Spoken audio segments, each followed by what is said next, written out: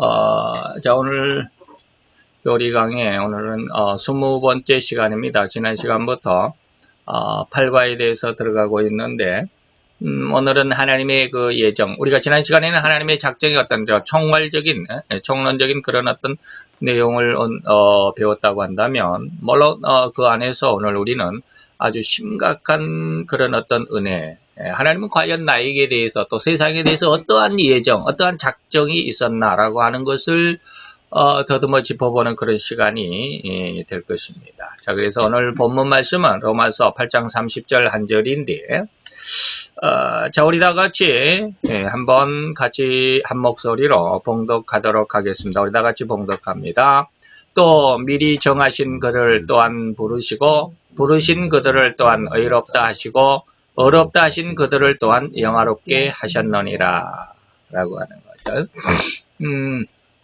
자, 이 말씀 속에서 이제 오늘 우리는 20번째 교리 시간을 갖는데, 오늘 하나님의 예정 속에서 그동안 제가 영을 알게 된 이후로부터 그건 한 20년 가까이 한 4, 5년 정도 되는데, 그동안 하나님 앞에 기도하면서 그리고 하나님이 깨닫게 해주시는 그런 은혜 가운데서 어떻게 보면 그 결집이다, 결정이다라고 마지막 결정이다라고는 할 수 없겠죠. 앞으로 또 하나님께서 어떤 은혜를 주실지 모르지만 어쨌든지 지금 이 하나님의 예정이라고 하는 이 부분을 우리가 공부하는 이 시간까지 하나님께서 제게 주신 그런 은혜를 어떤 집결하는 그런 시간이다라고 해도 괜찮겠습니다. 왜 그러냐면 앞으로 이제 제가 이 까만 글씨로 되어 있는 거는 교리책에 있는 우리 루이스 뻘컵 교리책에 있는 그런 내용들을 그대로 이제 옮긴 것이고, 여기 이제 파란색, 빨간색은 제가 거기에 좀 필요하다라고 생각을 해서 부연해서 덧붙인 내용들이기 때문에 이런 파란색으로 여러분들에게 지금 제시하는 이 부분은 제가 이 교리 공부 시간에 부연하는 설명들입니다. 자, 그러면 우리가 한번 예정이라는 게 어떠한 것인가라고 하는 것이죠. 자, 예정이라는 것은 어떤 것이냐면 도덕적인 피조물을 향한, 도덕적이다라고 하는 것은 뭡니까? 양심이 있다라는 것이죠. 양심이 있고 도덕과 윤리가 있는, 윤리적이다. 그러면 뭐 선배를 알고 후배를 알고 부모님께 효도하고 자녀들을 사랑하고 뭐 이런 것이죠. 도덕적인 어떤 피조물을 향한 하나님의 계획과 목적이다.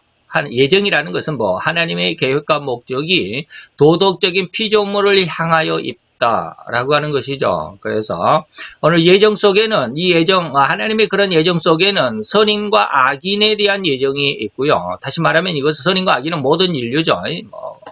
그래서 선인과 악인, 다시 말하면 또한 천사에 대한 예정, 마귀에 대한 예정, 그리고 중보자 그리스도에 대한 예정, 또 여기에 교리책에는 들어있지 않지만 오늘 저는 보혜사 성령님의 하시는 일에 대한 예정까지 해서 6가지를 여러분들에게 말씀을 드리겠습니다. 자, 선인과 악인 두 가지죠. 그 다음에 천사와 마귀 또 두 가지니까 네 가지죠. 그 다음에 중보자 그리스도와 성령 해서 6가지를 말씀을 드립니다. 다시 말하면 지금 이 파란색으로 제가 해석과 은혜라고 했는데, 오늘 교리책에는 그냥 이 말씀 이대로 넘어갑니다. 선인과 악인에 대한 예정이 있습니다. 즉 모든 인류고 천사와 마귀 중보자 그리스도이신 중보자이신 그리스도를 포함한다라고 하면서 이 파란 글씨를 넘어가서, 이 파란 글씨는 이제 제가 여러분들에게 이제 앞으로 지금 말씀드릴 내용이고요. 쭉 넘어가다 보면 바로 이제 여기 선택 있고 유기가 있고 이걸로 예정의 오늘 시간은 끝납니다. 그러니까 너무 간단하기도 한데, 여기 왔다 갔다 합니까? 자, 이렇게 선택과 유기라고 하는 이렇게 짤막한 부분이 오늘 이 하나님의 예정, 하나님의 작정에 대한 내용인데, 거기에 대해서 아주 제가 많은 부분, 다시 말하면 지금 여기에 선인에 대한 예정은 어떻고 악인에 대한 하나님의 예정은 어떻게 나타날 것이고, 이 하나하나에 대해서 6가지를 여러분들에게 지금부터 말씀을 드리도록 하겠습니다. 다시 말하면 이제 처음에는 첫 번째로 선인에 대한 하나님의 예정은 도대체 뭔가라고 하는 것이죠. 이것은 글쎄요, 교리에도 어떠한 설교에도 없습니다. 근데 제가 이제 방금 말씀을 드렸듯이 제가 영을 깨닫고 하나님 앞에 기도하면서 한 14, 5, 6년 정도를 20여 년 가까이를 기도하면서 하나님 앞에 가르침, 깨우침도 받고 응답도 받고 또 성경을 공부하면서 하는 그런 내용들 중에서 이게 선인에 대한 예능, 다시 말하면 성도죠. 선인은 성도입니다. 하나님을 믿는 자들, 회개하여 하나님을 믿는 자들을 선인이라고 이렇게 말했는데 성도에 대한 하나님의 예정은 이렇게 했구나라고 하는 것입니다. 악인에 대해서는 하나님이 이렇게 예정하셨겠구나, 뭐 이런 것입니다. 자, 다른 여러 가지가 많지만 다 말씀드릴 수는 없고 오직 몇 가지만을 여러분들에게 제시를 합니다. 첫 번째는 요한복음 1장 12절에 보면 뭐라고 그랬느냐 하면 영접하는 자, 곧 그 이름, 예수라는 이름을 믿는 자들에게는 하나님의 자녀가 되는 권세를 주었다. 우리가 지금 오전에는 마태복음 5장을 배우는데 5장에 우리가 오늘 처음으로 물론 이제 1절, 2절의 서론적인 것은 이미 다 배웠고 이제 본론으로 들어가서 하나님의 자녀라여 구원 얻는다라고 하는 그런 부분, 하나님의 자녀라는 말씀을 오늘 마태복음 5장 3절부터 9절까지 내용에서 전반적으로 서론적으로 말씀을 드렸는데 바로 이 하나님의 자녀가 되는 권세가 뭡니까? 영접, 예수라는 그 이름, 예수의 이름을 영접하는 자, 그 이름을 믿는 자들, 예수라는 이름의 그 의미 안에 있는 자들. 다시 말하면 마태복음 1장 21절이죠. 이는 저가 자기 백성을 저희들의 죄에서 구원할 자다라고 하는 그 이름의 의미로 말미암은 예수, 그 이름을 믿는 자들에게는 하나님의 자녀가 되는 권세를 주셨다라고 했는데 이것은 곧 하나님은 이 세상을 창조하시기 전에 이 이름을 먼저 주었습니다. 다시 말하면 무슨 말이냐면 세상을 창조하시기 전에 이미 인간의 타락을 하나님은 아셨죠. 인간을 세상에 창조해 놓으면 인간이 하나님 앞에 범죄할 것을 하나님이 아셨습니다. 그리고 그 범죄한 인간을 그대로 멸망받도록 하신 것이 아니라 그 타락한 인간을 구원하시기로 하나님은 계획을 세우셨습니다. 다 아시니까 다 계획. 인간이 타락하겠구나. 그러면 구세주를 세워야지. 그 구원의 주체인 구세주를 하나님은 아들인 예수 그리스도를 선택했다라고 하는 것이죠. 그래서 인간이 타락하고 또 타락해서 죄악 가운데, 다시 말하면 이 죄악이 어떠한 죄악이든지 간에 이 말이에요. 오늘 오전에도 이런 말씀이 오후 교리 시간에 나올 것이다라고 말씀을 드렸는데 인간이 어떠한 죄악, 얼마만큼 큰 죄악이든지 간에 또 인간은 감히 인간이 감당할 수 없을 만큼 거대한 죄악이라고 할지라도 오늘 그래서 오전에 말씀드리면서 요즘 아주 그냥 우리나라를 떠들썩하게 했던 그 PC방 살인 사건 속에서 그 우울증, 우울증 장애를 앓고 있다라고 법원에 호소한 그 내용. 그래서 국민들이 더 분노했다 그러죠. 심신미약으로 인해서 형을 감형받으려고 하는 것은 절대로 허용돼서는 안 된다라고 지금 난리인데 바로 이 인간이 감당할 수 없을 만큼 거대한 죄악이라 할지라도 하나님은 그 죄악에서 돌이키고 구세주로 내정된 그 예수의 이름을 믿는 자들에게는 그 믿는 순간, 그 순간에 그 이름, 다시 말하면 예수의 이름은 마태 1장 21절이라고 그랬죠. 이는 저가 자기 백성을 저희들의 죄에서 구원할 자라고 하는 이 예수의 이름의 의미대로 멸망에서 구원으로 인도해 주실 것이라고 약속하신 것이 바로 선인에 대한, 다시 말하면 성도의 믿는 자들에 대한 하나님의 작정입니다. 더욱이 이렇게 구원을 받은 인간이 구원을 받았을지라도 여전히 사단과 죄악의 공격에 맞닥뜨려야만 하는 상황. 우리가 지금 마태복음을 배우고 있는데 거기에서 이제 우리가 다음 시간 이제 오늘은 본론의 아주 서론적인 내용을 말씀을 드렸고 5장 3절부터 다음 시간부터 이제 말씀을 드릴 텐데 그때 이제 이런 말씀들을 하게 될 겁니다. 우리는 구원을 받았지만 구원을 받았다 그래서 전혀 이제 죄와는 죄를 회개했다 그래서 전혀 죄와 상관이 없는 그런 성도가 됐느냐? 아니다라는 그런 말씀이죠. 우리는 구원은 받았을지라도 여전히 사단의 공격, 죄의 유혹에 우리는 맞닥뜨리며 살아간다. 이것을 하나님은 아셨기에 이러한 죄와 사단의 공격에 능히 대적할 수도 있고 또 그 대적에서 넉넉히 이기도록 하시기 위해서 하나님은 또 하나의 은혜를 준비하셨는데 그게 뭐예요? 성령님의 세례다. 이 말이에요. 성령 세례다. 그래서 이 성령 세례를 받은 자들은 이제 이 사단의 권세고 또 사단의 마당이라고 할 수 있는 세상과 세상 법칙에 결코 호리만큼도 지지 않는다. 결코 지지 않는다. 그리고 넉넉히 이기고 더욱이는 죽음까지라도 이겨낼 수 있는 강력한 영적인 인간이 되도록 하신 것이다. 이게 하나님이 성도, 다시 말하면 선인에 대한 하나님의 예정, 작정이었다라고 하는 것입니다. 근데 이것은 글쎄 이제 제가 교만한 말이라고 여러분들이 들었을 수도 있지만 그 어떠한 설교에서도 들어보지 못한 것입니다. 하나님이 그냥 알려주신 대로 제가 깨달은 대로 주신 여러분들에게 말씀드리는 겁니다. 가끔 가다가 제가 그런 말을 하죠. 이런 내용들이다. 그래서 하나님은 나중에 마지막에 성령 보혜사 성령에 대한 예정에 대해서도 말씀을 드리겠지만 하나님은 인간을 그냥 하나님의 모양과 형상으로 만든 것으로 끝나지 않으셨다.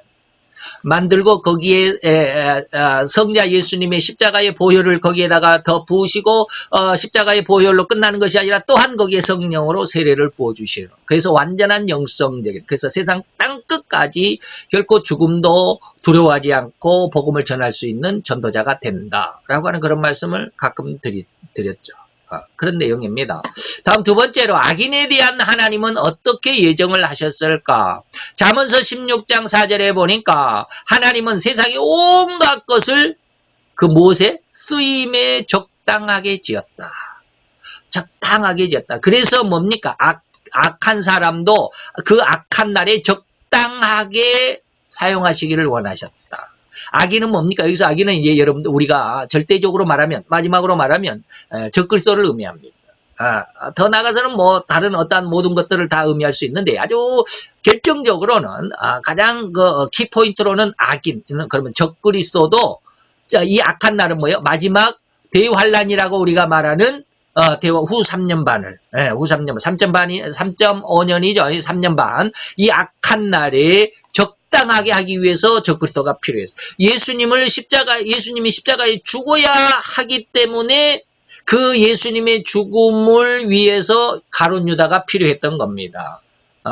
가룟 유다를 하나님께서 일부러 만들어내신 것이 아니라 그 인간의 그 욕심, 돈에 대한 욕심과 세상의 명예에 대한 그 욕심이 인간을 그렇게 만들어 간다라고 하는 것이죠. 이 악한 날에 악한 사람, 악인도 적당하게 만드셨다.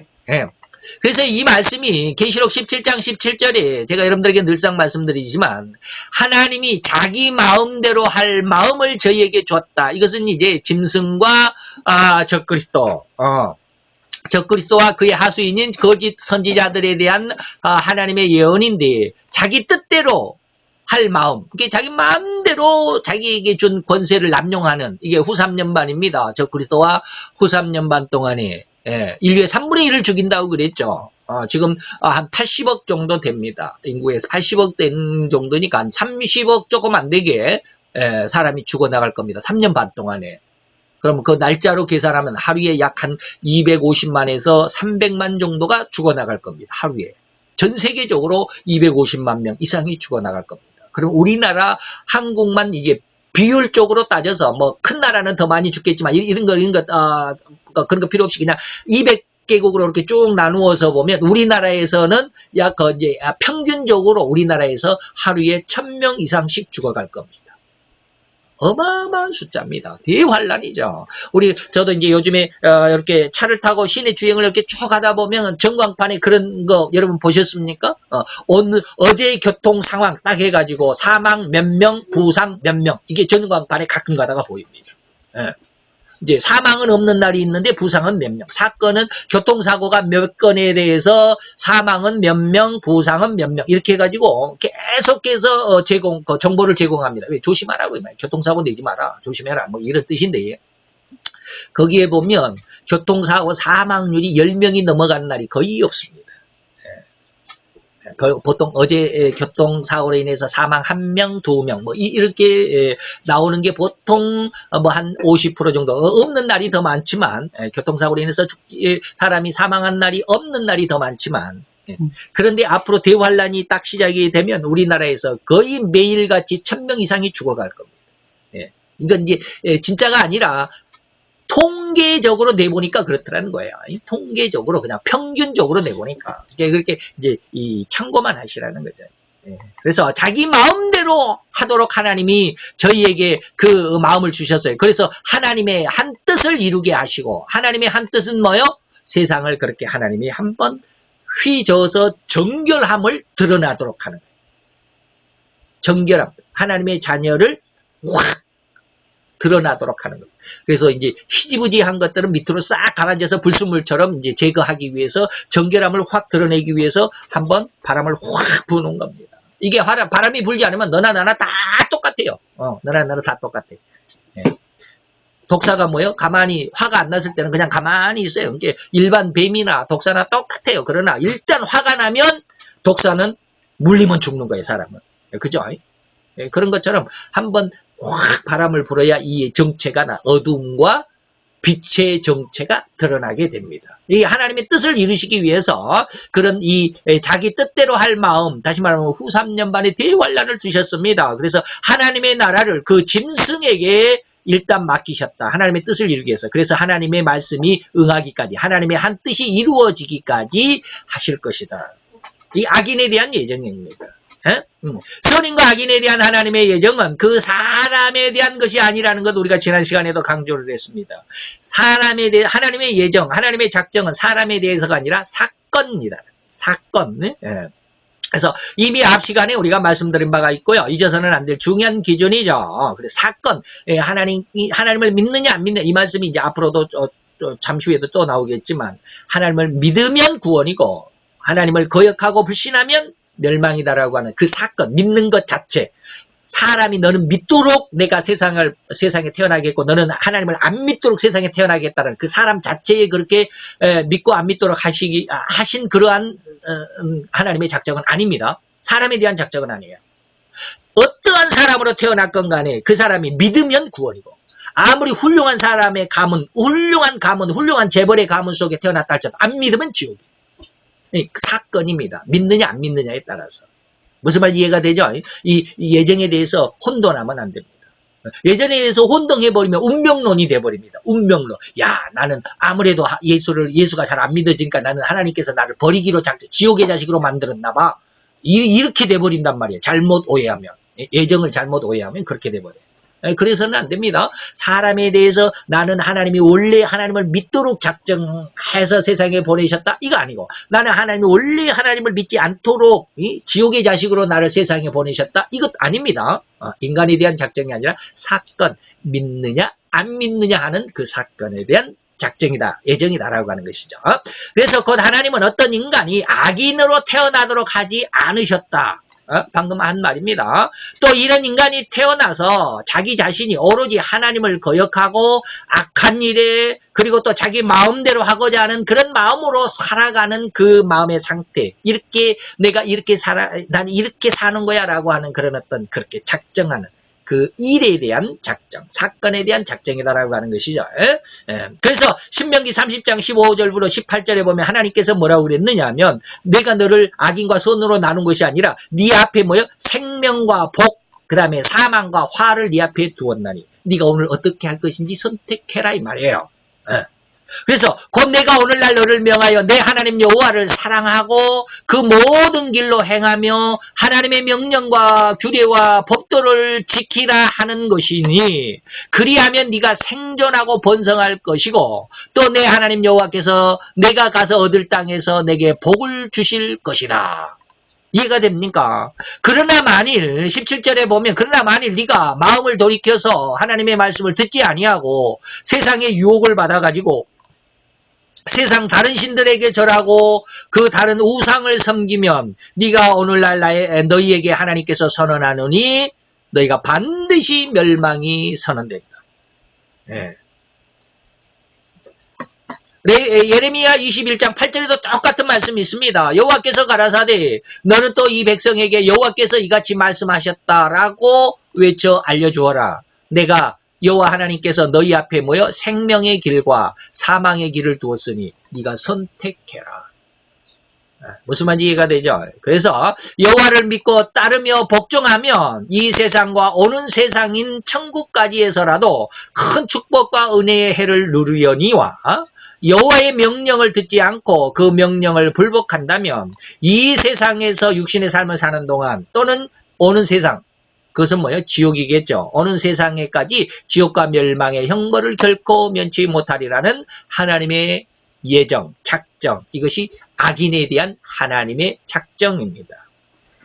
자, 세 번째로 천사에 대해서는 하나님께서 어떻게 작정, 예정을 하셨을까? 히브리서 1장 7절에 보니까 천사들에 관하여는 그는 그의 천사들을, 이제 예수님에 대한 말입니다. 물론 예수님에 대한 말인데 14절에 가보면 예수님의 뿐만 아니라 모든 성도에게라고 이렇게 이야기했습니다. 그래서 예수는 그의 천사들을 바람으로 사용한다. 그리고 예수님 옆에 있는 그 천사들 또 사역자들이라고 그랬는데 그 사역자들을 불꽃으로도 삼으신다. 그러니까 심부름꾼으로 하나님께서 이 천사들을 예수의 심부름꾼으로 다시 부하직원으로 이렇게 작정을 해 주었다 이 말입니다. 그래서 천사들은 피곤이 없습니다. 예수님이 하라는 대로 무조건 완전히 기계처럼 이 피곤함도 무료함도 없이 그냥 일을 할 수 있는 일꾼들이 천사들입니다.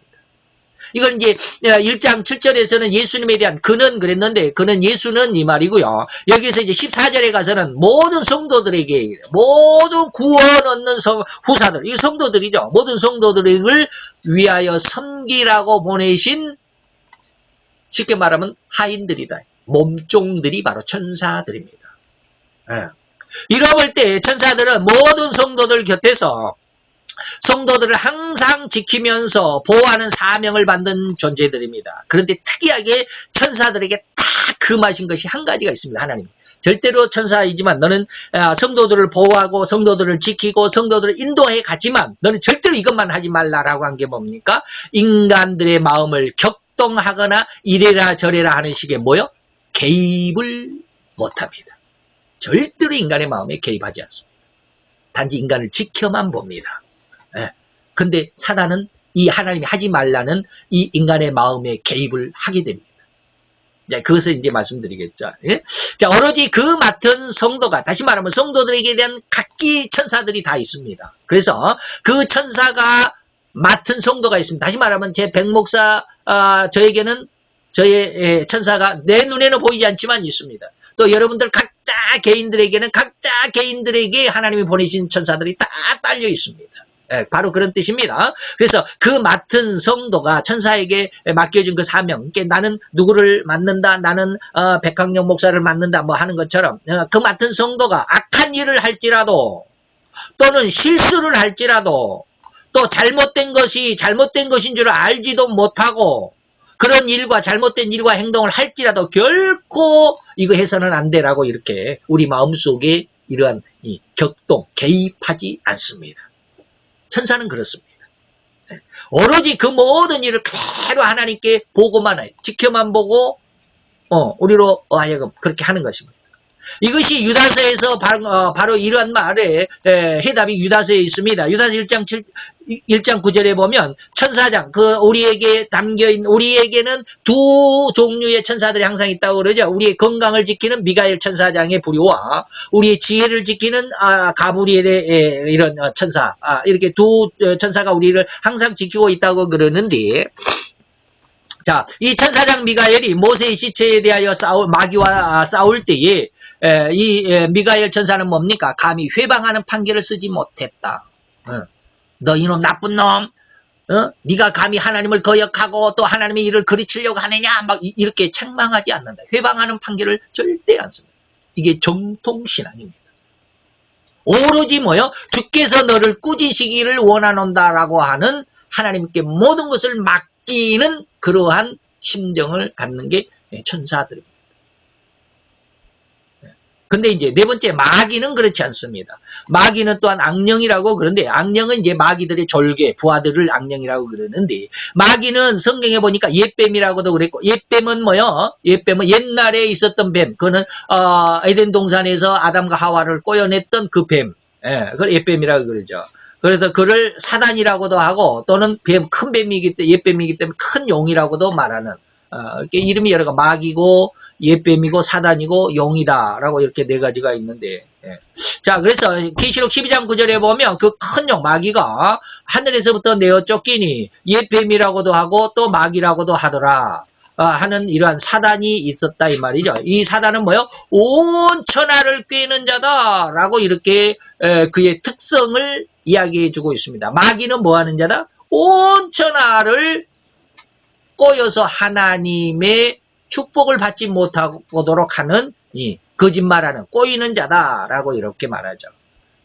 이것이 이가 땅으로 내어 쫓기니 그의 사자들은 누구예요? 악령, 귀신, 미혹하는 영, 뭐 이렇게 말하는 그의 사자들도 저와 함께 내어 쫓겼다라고 계시록 12장이 이야기하고 있습니다. 자, 이 사단은 온갖 거짓말과 또 하나님을 거역하는 말과 또 그러한 일, 하나님을 거역하는 일로 인하여서 온 천하를 꿰어 멸망으로 이끌어가고자 하는 자리다. 그래서 사단은 결코 인간들을 가만히 두고 보지 않는다. 인간들의 마음 중심을 죄로 휘어잡고 인간들로 하여금 온갖 형태로 하나님을 거역하도록 부추기는 일을 하는 자다. 천사는 절대로 인간의 마음속에 이래라 저래라 개입을 하지 않는다고 그랬습니다. 이게 하나님의 명령입니다. 근데 사단은 하나님을 거역하기 때문에 이 하나님의 명령을 거역합니다. 그래서 인간의 마음속에 무조건 들어가는 거예요. 죄로 들어가는 거예요. 그래서 이 죄 속에서 역사하는 거죠. 예수님을 팔아먹은 유다에게 대한 성경의 기록은 뭡니까? 예수님께서 그에게 떡을 한 조각 주시고 뭐라고 그랬어요? 네가 할 일을 해라라고 그러니까 성경의 기록은 뭐라고 그러냐면 그 떡 조각을 받고 밖으로 나가 사단이 유다의 마음에 들어가니 그랬습니다. 사단의 유혹에 그 마음에 들어갔다. 이 유다는 자기 마음속에 사단이 들어온 줄 전혀 모릅니다. 전혀 모릅니다. 나는 내가 하는 대로 하는 거야. 내가 원하는 대로, 내가 계획한 대로 하는 거야 라고 하지만 그 모든 계획, 자기 마음에 원하는 그 모든 일들이 하나님을 거역하고 반대하는 것인 줄 알지도 못하는 상황 속에서 그저 나는 내가 옳은 대로, 내가 생각해서 이거 옳다라고 생각하는 대로 행하는데 그게 사단의 유혹이었다라고 하는 겁니다. 하나님을 거역하도록 부추기는 일, 이것을 하는 자가 사단입니다.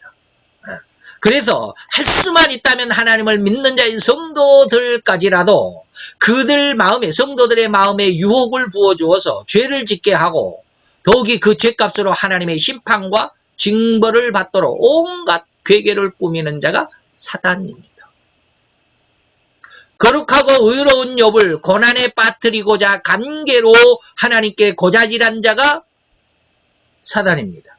다니엘과 그 세 친구들, 다니엘도 그렇고 세 친구들을 없애고자 다니엘이 이제 그때 당시에 그 다리오 왕의 나라에 메데파사죠. 그 나라에 총리가 셋이 있었죠. 그 중에 총리 중에 제일 최고 총리가 다니엘이었고 나머지 두 명의 총리. 나머지 총리들과 관원, 그때 이제 그 아주 높은 관직에 있는 관원들에게 관계를 꾸미도록 유혹하기도 해서 사자굴에 집어넣었던 자가 사단입니다. 근데 이것을 모르잖아요, 인간들은. 그리고 7배나 풀무불을 더 달궈가지고 그 속에 다니엘의 세 친구들을 집어 던지도록 계획과 모략을 세우기도 한 것이 사단입니다. 근데 인간은 결코 그것을 알지 못합니다. 행여오늘 우리가 성도라고 자부하면서도 내 마음에 온갖 불평과 불만과 북받치는 폭력적인 감정의 폭발, 이런 것 등등, 다시 말하면 부정적이고 거룩과 의에 반대적인, 거룩함과 의로움에 반대적인 생각과 그런 마음이 일어날 것 같으면 결코 이는 자기의 의를 자기가 예수를 잘 믿고 있다, 나는 이런 일을 했다, 나는 이렇게 교회도 이렇게 목회도 잘하고 뭣도 잘하고 오늘 제가 오전에 그런 말씀을 했죠. 자기 마음속에 그런 시기와 질투가 있으면 자랑하지 말라. 이게 야고보서 3장 14절의 말입니다. 그러나 너희 마음속에 독한 시기가 있고 다툼이 있으면 절대로 자기 자신이 신앙적인 사람이라고, 나는 이렇게 훌륭한 영적인 사람이야. 그래서 저는 늘 그렇게 제 자신을 여러분들에게 고백했습니다. 나는 아직도 덜 된 사람이다. 나는 이렇게 영성에 대해서 이렇게 알고 이렇게 깊은 은혜까지 있음에도 불구하고 아직은 내가 이렇게 연약한 것이 있고 감정이 아직도 이렇게 있어서 나는 아직 덜 된 사람이다. 그래서 늘 기도한다. 늘 이야기하잖아요. 근데 이러한 것을 모르는 사람들이 부지기수입니다. 예? 예. 보혜사의 나중에 6번째 말씀을 드리지만 보혜사의 죄에 대한 책망을 받아보지 않은 사람은 절대로 이런 말 못합니다. 안 합니다. 자기가 죄인이라는 사실조차도 모릅니다. 자기가 그냥 목회 현장 속에서 내가 이렇게 목회를 잘했다라고만 생각을 하는 거예요. 내가 성도로서 주일 성수 이렇게 잘했다라고만 생각하는 거지. 그것이 하나님 앞에 자랑스럽고 신앙의 열매라고 자기 자신을 생각할 뿐이지 절대로 이것이 하나님 앞에 불법이라는 사실을 깨닫지 못합니다. 근데 성경 우리에게 이야기합니다. 너희 속에 독한 마음이나 시기와 다툼이 있으면 절대로 자랑하지 말아라. 너는 그 신앙이 아직은 덜 성숙한 어린 신앙이야 이 말입니다. 구원은 받았어요.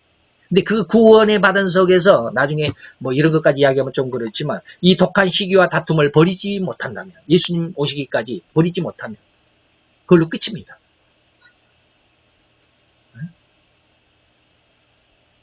진리를 거스려 거짓하지 말라. 그랬습니다. 이거 이제 천사에 대한 그리고 악령에 대한 내용이죠. 그 다음에 이제 하나님에 대한 중보자와 성령에 대한 그런 예정에 대해서 한번 생각을 해봅시다. 다섯 번째는 중보자 예수 그리스도에 대해서 하나님이 어떻게 예정했을까? 중보자 다시 말하면 구세주라고도 하고 이것을 헬라어로는 그리스도라고 그러고 히브리어로는 메시아라고 그러면 다 똑같은 말입니다. 우리는 그냥 중보자라고 그러고 또 우리말로 또 한문으로는 구세주라고도 그러죠. 그리고 헬라어로는 그리스도라고 그러고 히브리어로는 메시아라고 그러는데 이 예수님에 대한 예정은 잠언서 8장에 자세하게 기록이 되어 있습니다. 8장 22절에서 31절까지 내용에서 이렇게 쭉 이야기를 했는데 제가 이 잠언서 8장을 읽고 굉장히 고민했어요. 아니 예수님을 하나님이 나 때문에 하나님이 예수님을 낳았다고 그랬잖아. 근데 이게 도대체 뭔 말이야? 어떻게 예수가 하나님이야? 뭐 하나님과 어떻게 동등해? 뭐 이런 거 굉장히 고민했습니다. 그래서 저희 스승님에게 제가 직접 전화를 했습니다. 스승님, 잠언서 8장 이해가 안 됩니다. 도대체 이간이 뭔 말입니까? 그때 우리 스승님이 귀가 잘 안 들려가지고 뭔 말이야? 에? 뭔 말이야? 또 크게 이야기를 안 들리니까 옆에 있는 그 스승님이 제자 여자 그 목사님이 계십니다. 지금 목회하고 계신 그분한테 바꿔줘가지고 그분이 또 옆에서 이야기해 주니까 그거 그리스도에 대한 중보자에 대한 얘기야. 한마디로 끝나버려. 이게 그 말입니다. 자, 예수님이 그래서 이제 예수님을 구세주에 대한 예정, 중보자 예수에 대한 예정은 잠언서 8장에 있습니다. 이게 뭐냐면 여호와께서 그 조화의 시작 곧 태초에 이게 창세기 1장 1절입니다. 태초에 일하시기 전에 다시 말하면 창세기 1장 1절 이전에 이 말이에요. 창조 세상을 만드시기 이전에 하나님이 나를 가지셨다. 성부 하나님이 성자를 가지셨대. 뭘로 가지셔서? 중보자로 이미 내정하셨다 이 말이에요. 에? 나를 중보자로 내정하셨다 이런 뜻이에요. 만세지 세상을 만들기 전부터 그리고 상고부터 땅이 생기기 전부터 이미 이건 다 창세기 1장 1절입니다. 이전부터 내가 세움을 입었어. 어떻게 세움을 입어? 중보자로서 메시아 구세주로 내가 이미 내정을 받았다 이 말이야. 이때는 아직 바다가 생기지 아니하였고 큰 샘들이 있기 전에 이미 내가 낳았다. 내 엄마 아빠에게서 내가 낳은 것처럼 이렇게 낳았다 이 말이에요. 그거 낳았으면 무슨 말이에요? 중보자로 이미 내정을 입었고 이 말이에요. 이미 나는 세상을 그러니까 세상을 만들면 인간이 타락할 것이고 하나님이 다 한다고 아까 말씀을 드렸죠. 타락할 것이고 타락한 인간을 구원하기 위해서 하나밖에 없는 독생자 예수를 구세주로 그리스도로 내정하셨다.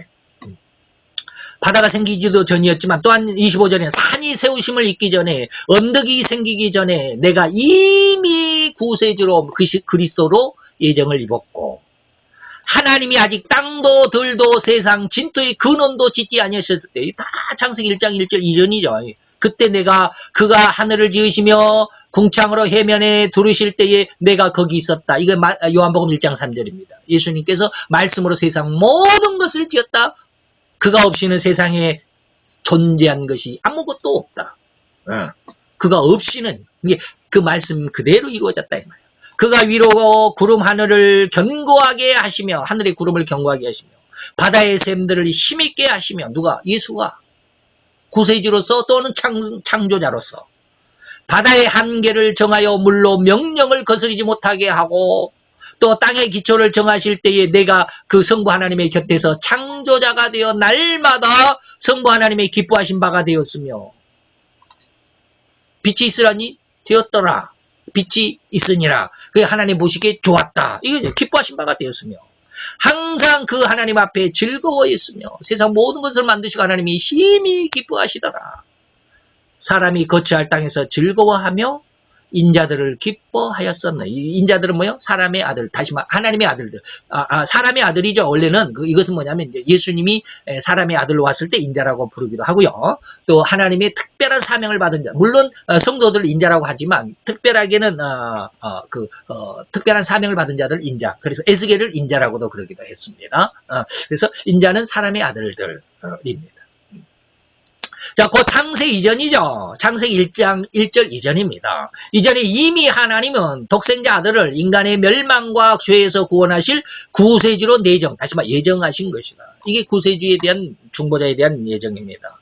그리고 그는 이 세상을 구원하시되 강력한 어떤 군사적인 힘과 능력을 바탕으로 하지 않으실 거예요. 군사적이나 정치적인 어떤 능력으로 하시는 것이 아니라 강력한 군사적인 힘이나 정치적인 힘이나 경제적인 힘으로 인간을 구원하시지 않을 것이라는 말이고, 그래서 인간은 이러한 예수의 연약한 모습, 정치적으로도 군사적으로도 힘이 없으니까, 오전에도 말씀을 드렸던 것처럼 이사야 53장처럼 여기에 있죠. 이사야 53장 1절에서 6절까지 보면 예수님이 너무 약해요. 뭐라고 그랬네요? 우리의 전한 것을 누가 믿었느냐? 예수님의 말씀 누가 믿는 자가 거의 없었어. 여호와의 팔이 누구에 나타났느냐?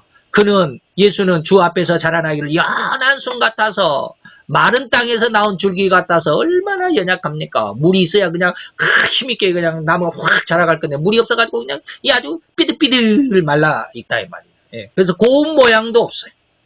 풍채도 없어. 아주 그냥 듬직한 것도 없어. 우리가 보기에 흠모할 만한 아름다운 것도 없는 아주 삐들삐들 야들야들하더라 이 말이에요. 그래서 예수님이 어린 나귀 새끼를 타고 예루살렘에 입성하니까 다 우리의 호산나 찬송하면서 우리의 구세주다라고 했다가 일주일 만에 예수님이 잡혀가지고 십자가에 죽으니까 다 예수를 죽이라고 그러잖아요.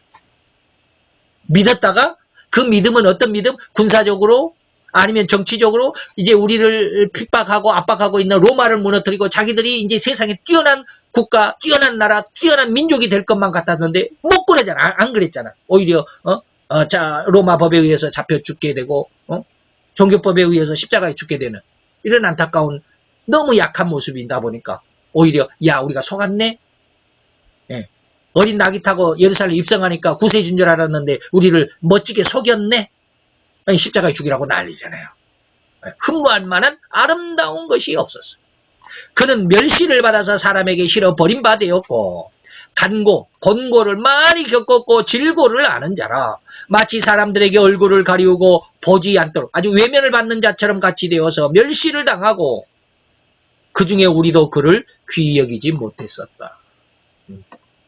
그는 실로 우리의 질고를 지고 우리의 슬픔을 당하였거늘 우리가 생각하기를 그는 징벌을 받아서 하나님께 맞으며 고난을 당한다라고만 했다. 그가 이제 찔림은 머리에 가시면류관, 손가발에 옆구리에 창. 그가 찔림은 우리의 허물을 인하, 우리의 죄악을 인하. 그가 상함은 우리의 죄악을 인함이라. 그가 징계를 받음으로 우리가 평안을 누리고 그가 채찍에 맞음으로 우리가 나음을 입었도다. 우리는 다 양과 같아서 그릇 행하고 각기 제 갈 길로만 갔거늘 여호와께서는 우리의 그런 연약함, 죄악을 예수에게 담당시켜서 십자가에 죽게 했구나. 이것이잖아요. 이 구세주에 대한 책망입니다. 그래서 이러한 연약한 예수의 모습을 연약하고 나약하다고 하여 인간은 싫어하게 됩니다. 이는 인간을 장악한 죄의 성질, 죄성이죠. 죄성. 이 죄성이 구세주의 그런 약한 모습을 싫어할 뿐이에요. 오히려 강하다. 사단은 뭐라고 그래서 천하만국의 영광과 명예와 권세를 내가 너희들께 줄게. 너희들이 세상에서 떵떵거리고 살아라. 이게 사단의 유혹이잖아요. 그 유혹에 인간 전체가 다 걸려있다 이거죠. 그래서 구세주는 이 세상에 인간의 몸을 입고 오셔서 오히려 인간이 지은 모든 죄의 대가인 인간의 연약함을 직접 체휼하시고 그 죄값을 담당하실 것임을 미리 예정하신 것이다. 이것이 이제 마가복음 10장 5절인데 인자에 온 것, 예수님이 세상에 오신 것은 섬김을 받고 모든 사람에게 존경을 받으려고 하는 것이 아니라 오히려 인간들을 섬겨주고 특히는 자기 목숨을 많은 사람의 대속물로 주려고 세상에 오신 분이다.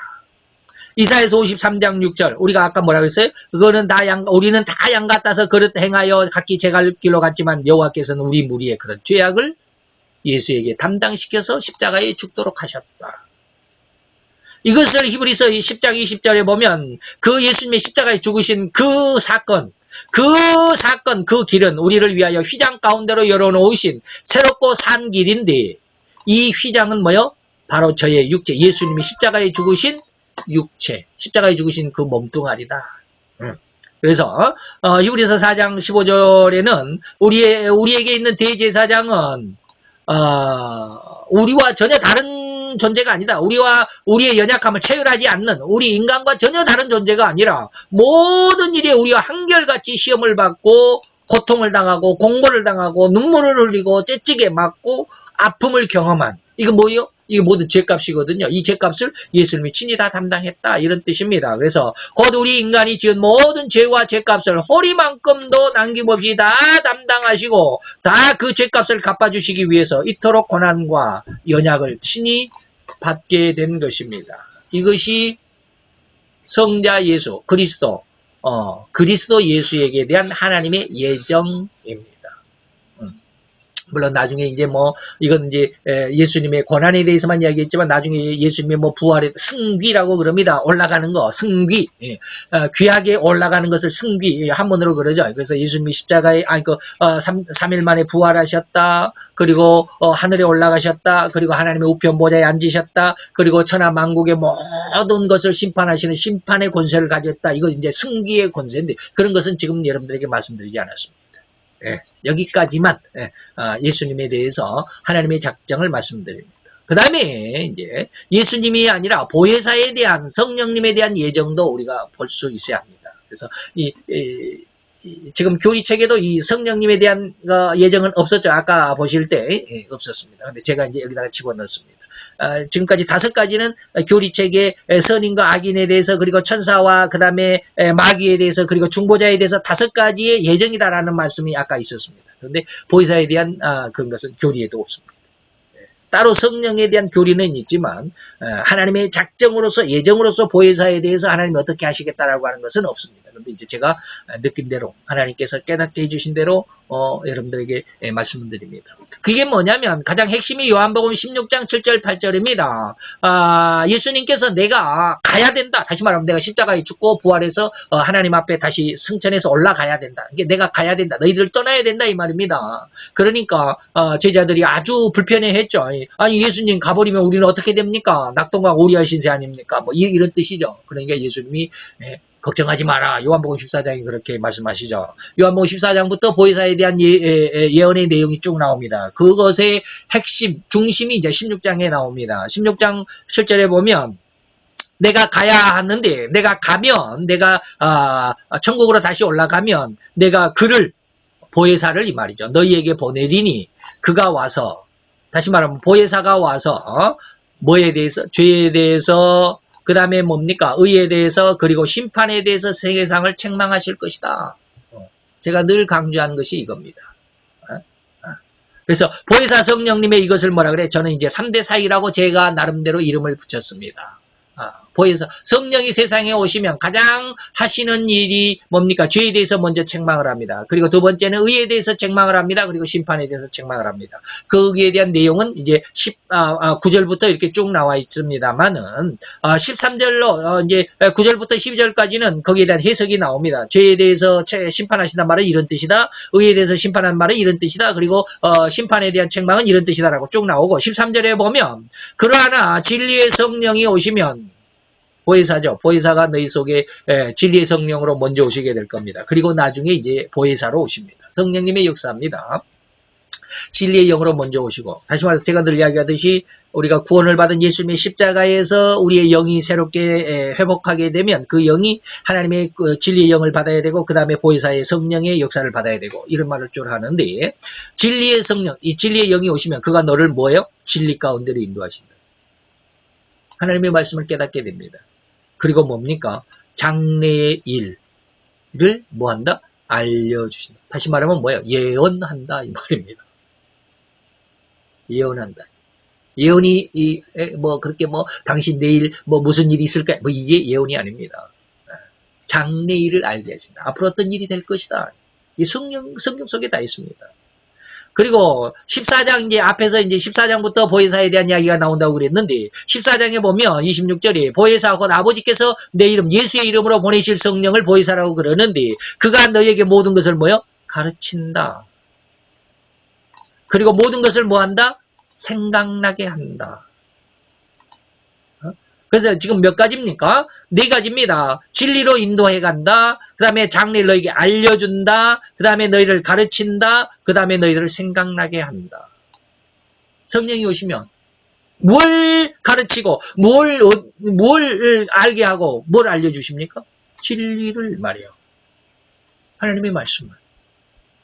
그래서 진리의 영을 받으면 성경 해석이 달라집니다. 보는 눈이 달라진다는 말을 제가 했습니다. 눈이 달라집니다. 자, 심판에 대한 책망이라고 하는 것만 지금 말씀드린, 죄에 대해서는 어떻고, 의에 대해서는 어떤, 예수님이 그랬어요. 죄에 대해서는 너희가 나를 알지 못하며, 죄에 대해서라면, 너희가 나를 알지 헷갈리네. 자, 보자, 9절부터 있습니다. 한번 읽어보시고, 그건 놔두고, 심판에 대한 책망이라는 것이 어떤 것이냐. 3번째로 그랬죠. 심판에 대한 책망이라는 것은, 지금 왜 이런 말을 드리냐면, 보혜사에 대한 하나님의 작정, 예정에 대해서 지금 말씀을 드리는데, 죄에 대해서, 의에 대해서도 있지만, 심판에 대한 것을 지금 제가 여러분에게 강조를 드린다, 이 말입니다. 심판에 대한 책망이라고 하는 것은 예수님께서 이 세상 왕인 사단을 물리치고 이기셨다라고 해석이 거기 나와 있습니다. 심판에 대한 책망이란 내가 세상 왕을 이겼습니다. 이로 인해서 이 세상 끝까지 주님의 이러한 복음, 세상 사단을 이겼던, 그래서 사단의 모든 권세를 대적하여 이기고 복음으로 승리할 수 있는 권능을 주시는 것이 뭐예요? 성령 세례입니다. 그래서 사도행전 1장 8절에 이 성령이 너에게 임하시면, 다시 성령 세례를 받으면, 임한단 말은 성령 세례를 받으면 너희가 뭐에? 권능을 받게 되고 땅 끝까지 이르러 뭐가 돼? 내 증인이 되는. 결코 여기서는 죽음을 두려워하지 않습니다. 지금은 죽음이 두려워요. 예. 죽인다 그러면 살려주세요. 그렇지 않습니다.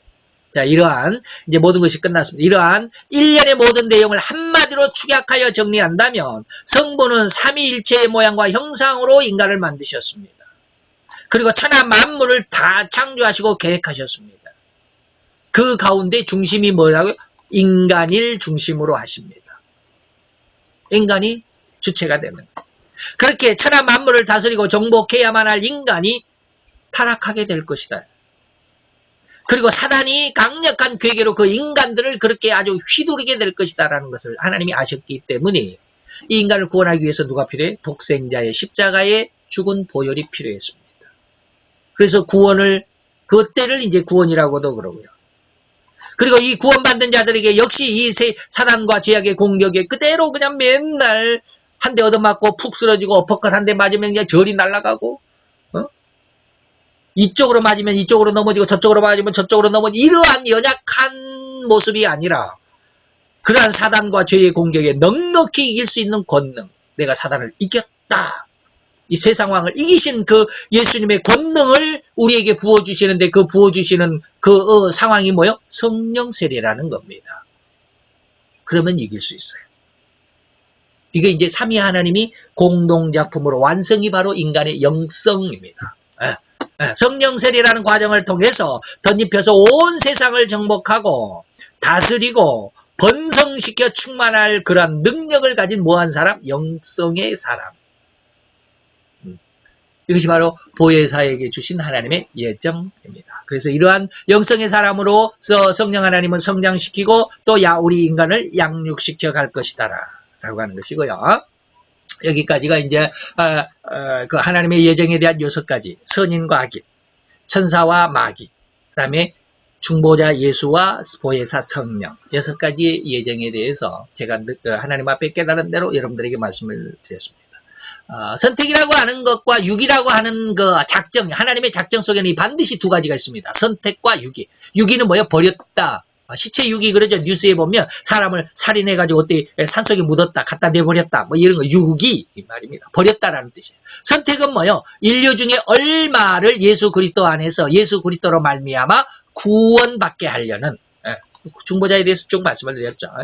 이것이 하나님의 작정이다. 이것이 하나님의 목적이다. 그러나 하나님의 예수의 백성이 되지 않으면 이 말이에요. 선택 교리는 하나님의 하나님이 인간 전부를 다 구원하시기로 예정하지 않았다라는 것. 예수님은 뭐라고 그랬어요? 자기 백성만 구원한다 그랬습니다. 늘 이야기하지만 자기 백성만 구원해요. 이 자기 백성은 누가 돼요? 예수를 요한복음 1장에 보니까 3장 1장부터 3장까지 넘어가다 보니까 3장 안에서 뭐예요? 예수의 이름을 믿는 자는, 그 이름을 영접하는 자는 하나님의 자녀가 되는 권세를 주었다. 이거예요. 바로 이것을 암시해 주는 것이죠. 그래서 하나님께서 인생 중에 일부만을 구원하시기로 목적했다. 그 일부가 뭐예요? 하나님이 자기 백성 말이죠. 그리고 나머지는 자연히 구원치 않기로 목적하셨다라는 것은 아까 말했습니다. 자기 마음대로 할 마음을 주사 저희가 하나님의 한 뜻을 이루기까지 하실 것이다. 악인 모든 세상의 것을 뭐에? 쓰임에 적당하도록 하나님이 지으셨기에 악인도 악한 날에 필요하게 지으셨다. 이거 하나님이 세상에 대한 작정. 그래서 육이라고 하는 것은 하나님의 이러한 특별한 은혜의 작용 속에서 어떤 사람은 구원해서 간과시키는, 그래서 그들의 죄에 따라서 그들을 벌하시고자 하시는 하나님의 영원한 목적. 그래서 죄의 경중에 따라서 너는 이만큼 벌을 받아라. 너 1달란트 받은 2달란트 받은 자는 5달란트 남긴 대로 2고울, 5달란트 받은 사람은 5달란트 남긴 대로 5고울 받은, 5고울에 이러한 어떤 상급을 주셨다. 이런 것. 여러분들이 좀 이해를 해 주시면 좋겠고요. 이런 학습의 내용이 조금 길더라고요. 그래서 6가지 질문이 있는데 이것은 다음 시간에 하도록 하겠습니다. 우리 다 같이 기도하겠습니다. 우리 다 같이 기도합니다. 할렐루야 주님.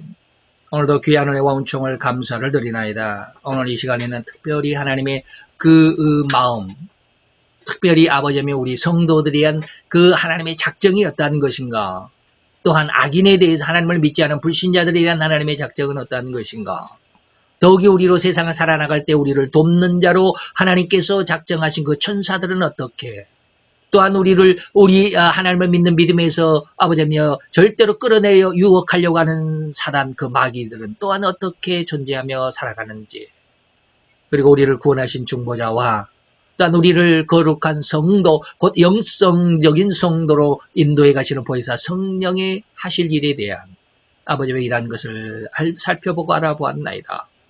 이제 우리가 하나님 안에서 더 아름답고 귀한 신앙으로 성장하기에 이 말씀들이 우리의 신앙의 근간이 되고 뿌리가 되어 주의 영광을 이루는 믿음의 큰 깃들과 결코 흔들리지 않는 굳건한 믿음의 줄기가 되게 도와 주시옵소서. 예수 그리스도의 이름으로 감사와 기도드려 싸움나이다. 아멘.